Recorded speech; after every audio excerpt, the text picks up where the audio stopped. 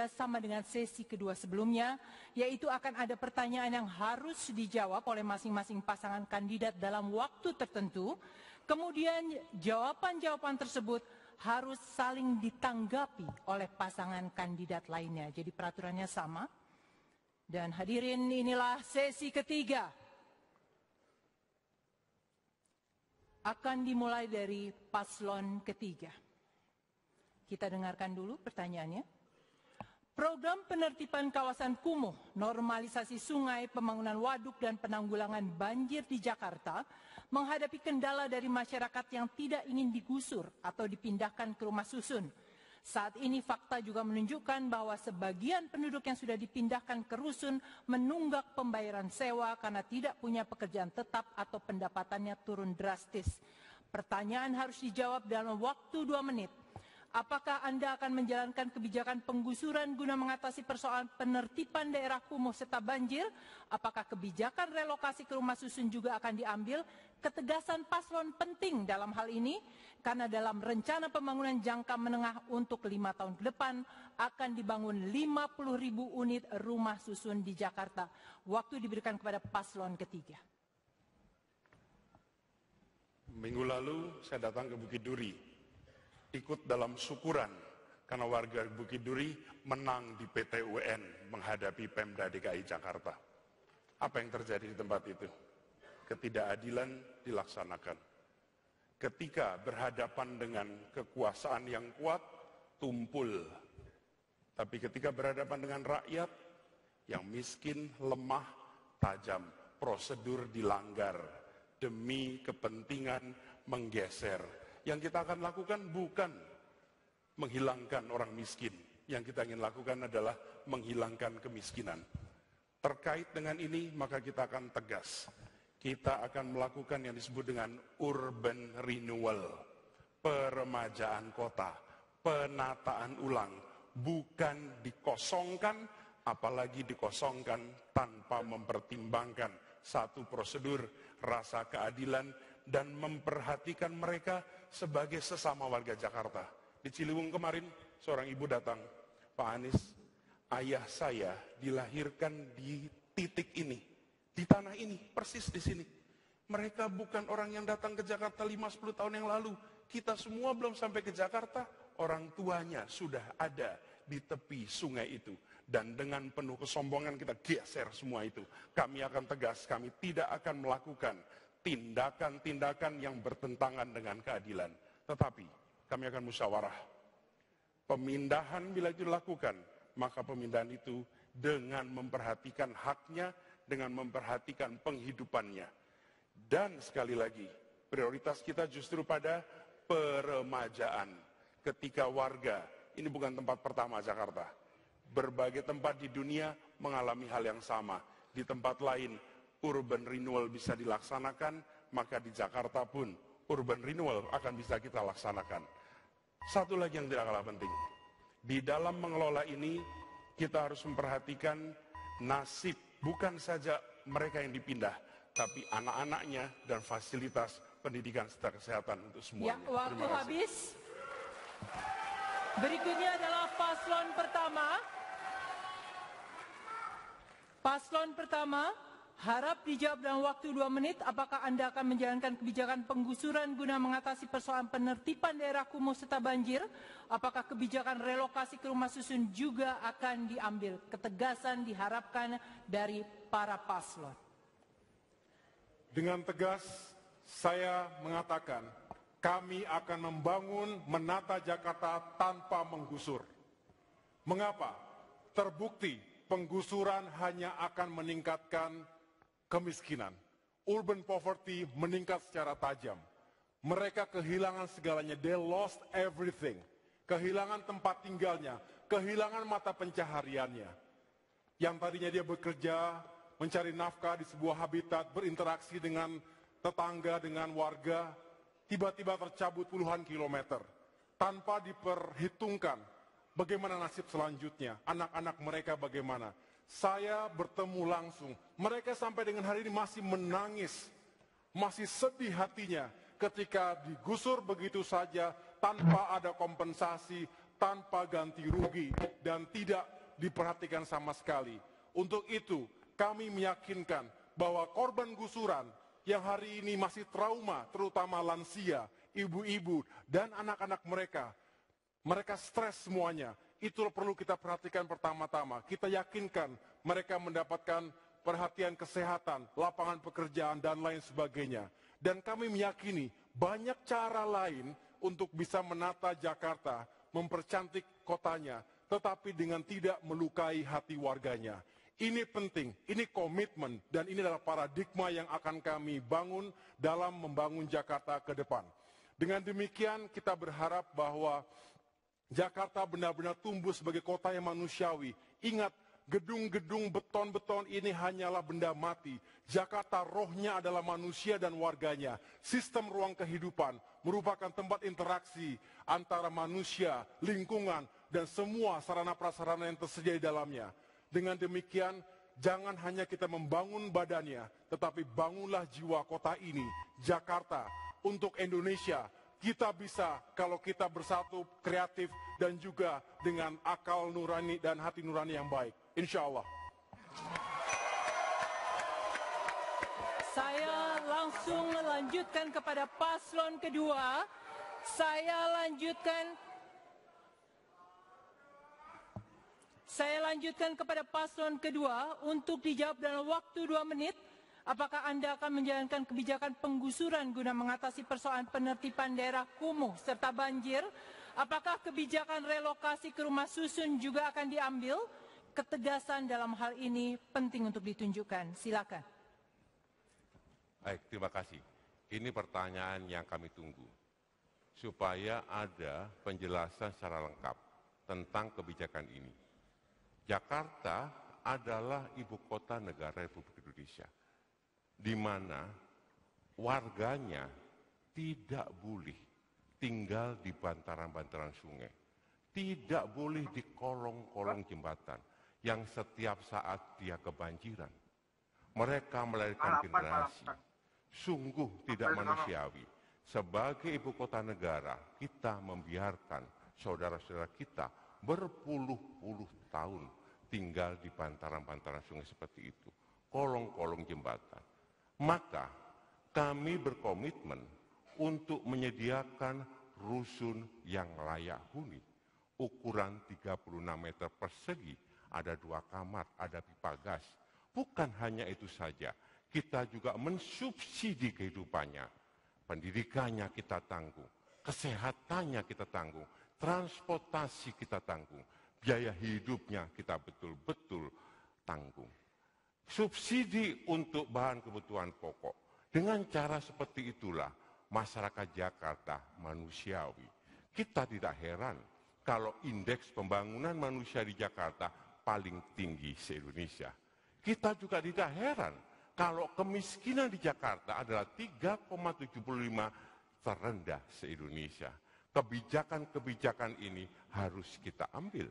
Di samping kita akan menormalisasi sungai dan banjir sudah berkurang.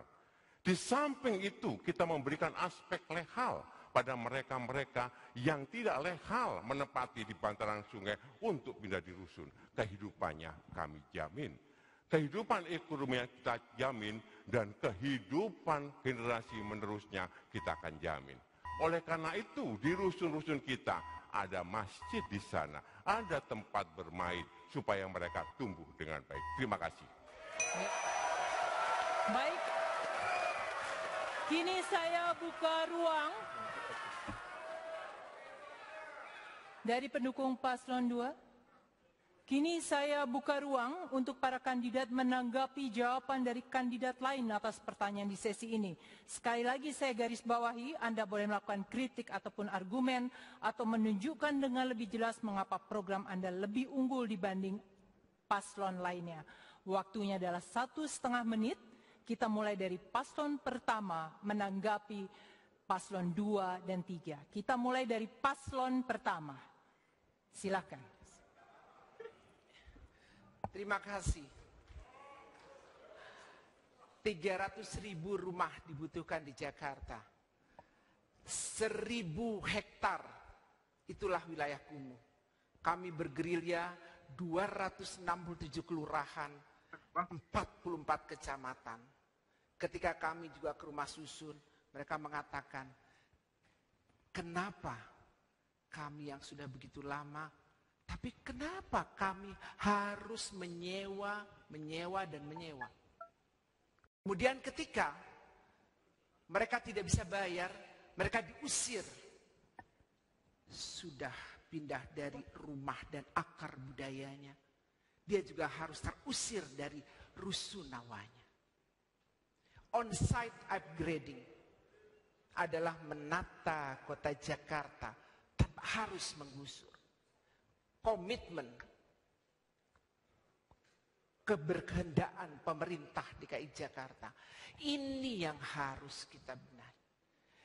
Ini semuanya dalam arti kita bekerja dengan hati. Bagaimana perasaan kita ketika kita menjadi mereka? 30 tahun berada di lahan itu. Kenapa kita tidak berkomitmen? Kenapa pula kita harus terus-menerus membuat mereka menjadi luka hatinya? Membangun Jakarta tidak harus menyakiti hati masyarakat. Dan kita punya hati untuk Waktunya menyelamatkan habis, mereka. Bu Sylvi. Waktunya habis. Oke.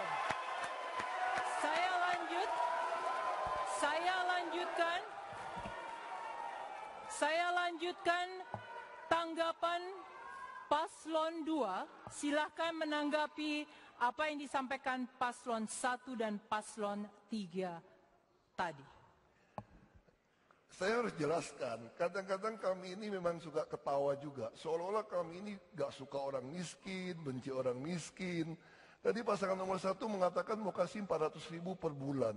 Itu terlalu kecil, Bapak. Karena kami berikan anak SMA saja 600.000. Jadi kalau orang yang miskin punya 3 anak yang SMA, 1,8 juta tiap bulan dia dapat. Kalau anaknya bisa masuk perguruan tinggi negeri, dapat 18 juta setahun. Hanya tidak uang kontan. Dia harus pakai kartu gesek. Untuk apa? Supaya kami monitor pakai uangnya hanya khusus untuk mereka. Lalu mereka juga berhak beli daging sapi hanya 35.000 per kilo per bulan. Ayam hanya 10.000. Supaya gizinya baik. Naik bus gak bayar, kesehatan gak bayar. Itu yang kami namakan mendidik. Saya juga bingung. Kiri kanan saya itu bilang, orang tinggal di dalam sungai kok, daerah aliran sungai kok, walaupun puluhan tahun ya salah. Sebagai orang tua ya tidak menghukum mereka. Kita pindahkan tempat yang lebih layak. Bagaimana sungai mau dinormalisasi kalau tidak pindahkan rumah kumuh? Saya kira jauh lebih tidak manusiawi mengajari rakyat yang sudah salah untuk membenarkan dia hanya demi untuk memenangkan sebuah pilkada. Ini sangat bahaya, sangat bahaya. Makanya saya harap kita harus betul-betul mendidik dalam membantu. Itulah yang kami akan lakukan. Terima kasih. Sekarang saya berikan waktu untuk paslon ketiga. Silahkan menanggapi apa yang disampaikan paslon 1 dan 2. Waktunya adalah 1,5 menit. Silahkan. Izinkan saya mengingatkan bahwa 5 tahun yang lalu pernah ada janji. Dan janji itu mengatakan akan dibangun kampung deret di pinggir-pinggir sungai. Di mana janji itu? Di mana kontrak politik itu? Kontrak politik ditandatangani. Saya datang ke tempat yang sama, mereka sodorkan, Pak, ini kontrak politik yang ditandatangani 5 tahun yang lalu. Saya katakan, kami akan laksanakan janji yang tidak ditunaikan di periode ini. Tegas kami akan laksanakan. Yang kedua, ketika kita berbicara tentang mengelola warga di tepi sungai misalnya. Jakarta bukan kota pertama. Kalicode di Jogja ada contohnya. Di Malang ada contohnya, di mana warga diajak berdialog, warga diajak berdiskusi, dilakukan peremajaan secara bertahap. Saya punya banyak teman yang tinggal di tepi Kalicode ketika saya sekolah dulu. Saya datang lagi ke sana beberapa waktu yang lalu, mereka semua sudah tumbuh tinggal tempat jauh dari pinggir sungai. Mengapa? karena diberi kesempatan akses pendidikan berkualitas, dikasih kesempatan lapangan pekerjaan. Karena itu saya katakan, mengomentari apa yang disampaikan oleh paslon nomor 1, memberi sesuatu itu baik, tapi yang tidak kalah penting, memberikan harga diri, percaya diri, bahwa mereka sejahtera bukan karena cash transfer, tapi karena mereka bisa berusaha mandiri lewat lapangan pekerjaan. Itu jawaban kita. Terima kasih. Masih ada sisa waktu sebenarnya, tetapi sudah selesai jawaban yang diberikan oleh paslon ketiga. Jawaban dari Pak Anies tadi menutup sesi kita. Sesi berikutnya akan lebih menarik karena jawaban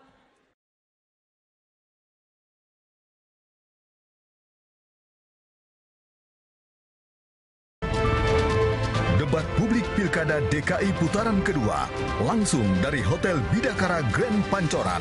Kita sambut moderator malam ini, Ira Kusno.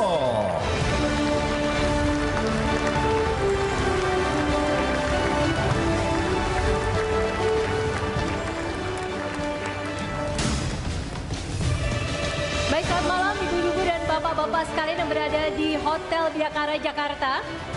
Selamat malam para penonton, netizen dimanapun Anda berada.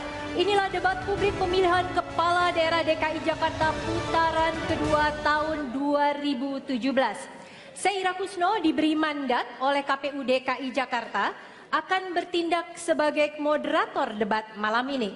Debat diselenggarakan sebagai salah satu bentuk kampanye penajaman visi dan misi pasangan calon sesuai dengan keputusan KPU DKI Jakarta tentang pedoman pelaksanaan pemilihan gubernur dan wakil gubernur DKI Jakarta tahun 2017 putaran kedua, juga peraturan KPU terkait dengan kampanye. Hadirin, perbedaan format debat kali ini dengan putaran pertama adalah diakomodirnya pertanyaan dari publik, tepatnya lewat komunitas, yang akan diajukan secara langsung.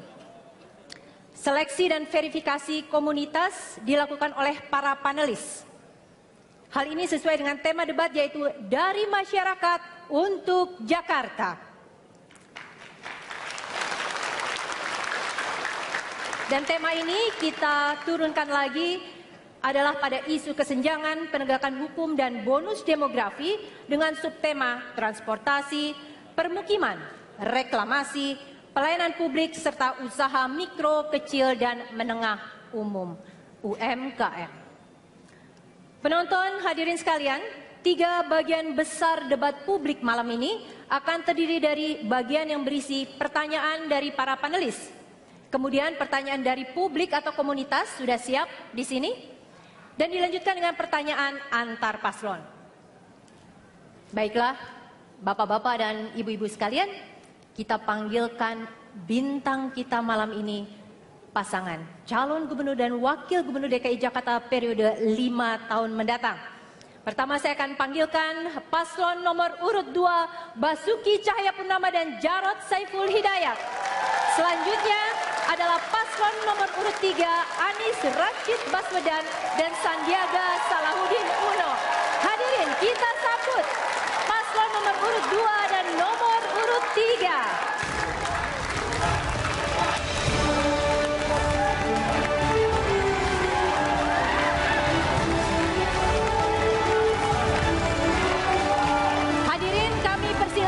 Berdiri, para paslon tetap di sini. Saya sebenarnya ingin salaman, tapi saya sudah janji sama KPUD nggak boleh salaman. Kalaupun salaman nanti terpaksa saya tidak akan cerita apa yang saya rasakan. Jadi kita akan menyanyikan lagu Indonesia Raya. Saya minta hadirin untuk berdiri.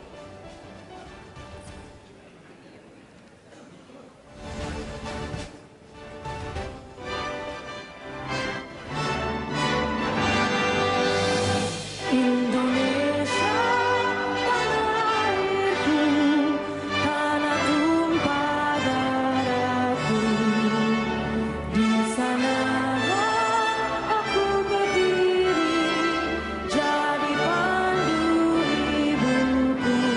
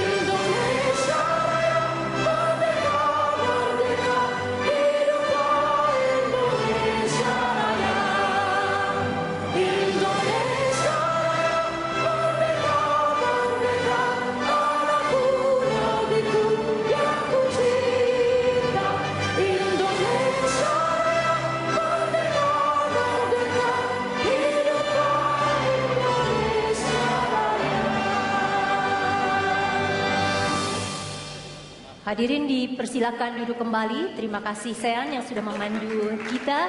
Untuk para paslon bisa menempati tempatnya masing-masing. Ya, baiklah hadirin dan para paslon, kini kita akan segera masuk pada acara inti. Dan inilah debat publik pemilihan Kepala Daerah DKI Jakarta putaran kedua tahun 2017 dari masyarakat untuk Jakarta.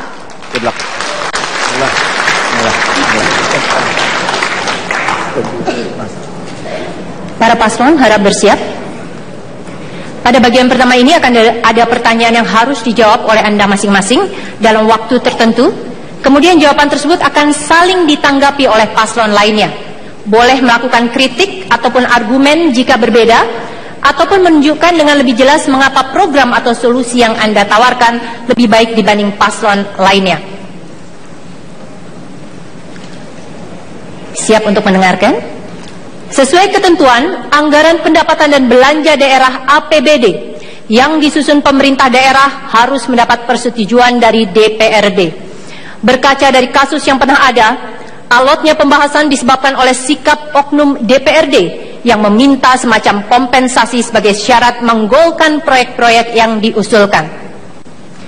Pertanyaannya adalah, dalam waktu 2 menit, jelaskan bagaimana Anda akan menyikapi hal tersebut, tetapi seminimal mungkin membuat RAPBD serta program pelayanan publik yang Anda usulkan terhambat oleh sikap penolakan dari sejumlah fraksi di DPRD.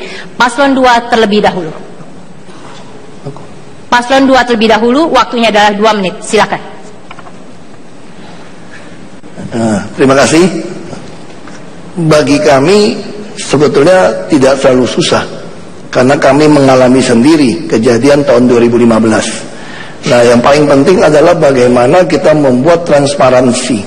Dari usulan masyarakat sudah menggunakan e-Musrenbang. Jadi semua data bisa dilihat di Smart City. Ini siapa yang usul untuk apa, sehingga waktu naik ke kecamatan tidak bisa hilang. Nah, persoalan ke DPRD, kita jangan suuson kepada semua anggota dewan, karena banyak anggota dewan juga yang baik sebetulnya. Hanya oknum tertentu saja yang ada kepentingan. Tapi setelah kita jelaskan situasi sekarang, tidak mungkin kita belanja sesuatu barang yang tidak berguna untuk masyarakat. Kita bisa ingat dulu APBD DKI menghabiskan banyak uang, tapi masyarakat nggak pernah merasakan. Kita masih ingat dulu kalau orang sakit bisa di rumah nggak berani berobat karena hanya diganti 10%, 20%, 50%. Nah, dengan penghematan uang seperti ini, uang buat anak-anak sekolah pun sudah kita tingkatkan. Satu anak bisa dapat 600.000, 7,2 jutaan satu tahun. Tentu ini semua karena penghematan-penghematan yang berhasil kami lakukan. Nah, saya kira hal-hal itulah, ini waktunya nggak jalan. Nggak apa-apa. Kita lanjut, Pak. Ya, udah. Jadi prinsip kami, dan ada satu pasal juga yang pelajaran yang kita lakukan di tahun 2015. Apa itu?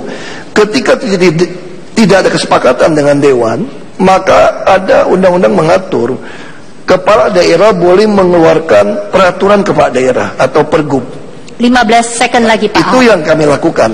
Sehingga melalui peristiwa itu dengan dewan, akhirnya kita ada kesepakatan 2016 sama-sama sepakat membuat Perda APBD. Nah, itulah yang dinamika yang kami alami. Terima kasih. Ya, baik. Masih ada waktu. Cukup, Pak Jarod, karena ini memang ada masalah teknis. Kurang lebih tadi sudah mencapai titik akhir. Saya persilakan paslon 3 menanggapi. Waktunya adalah 1 menit 30 detik. Sebagai gubernur yang berinteraksi dengan DPRD, maka Jakarta bukan satu-satunya gubernur. Ada puluhan gubernur, ada ratusan wali kota, ratusan bupati. Dan apa yang terjadi, prinsip utama dalam menyusun APBD, nomor 1, lihat RPJMD 1. Yang kedua, aspirasi warga yang terkait dengan periode itu. Yang ketiga, di dalam proses penyusunannya, transparansi, komunikasi, saling menghormati, dan di dalam kita menegosiasikan konten dari RAPBD, kita harus bisa menunjukkan di mana letak kepentingan warga dan komunikasikan dengan warga dengan sebaik-baiknya. Yang sering terjadi sebenarnya bukan semata-mata perdebatan soal kepentingan 1-2 orang. Itu ada di mana-mana. Di mana-mana, di DPRD manapun, di DPR manapun, di parlemen manapun, di seluruh dunia. Yang menjadi masalah adalah bagaimana pemimpin bisa merangkul. Kami justru nanti akan mendekati DPRD dengan rasa hormat, bicarakan dengan baik-baik, tidak mengorbankan prinsip, dan penjaga terbaik adalah transparansi. Laporkan pada publik, sampaikan pada publik tanpa merendahkan pada siapapun. Insya Allah akan mendapat solusi dari kemacetan-kemacetan. Waktunya habis, Pak Anies. Paslon 2 kami persilakan kembali menanggapi dalam waktu 1,5 menit.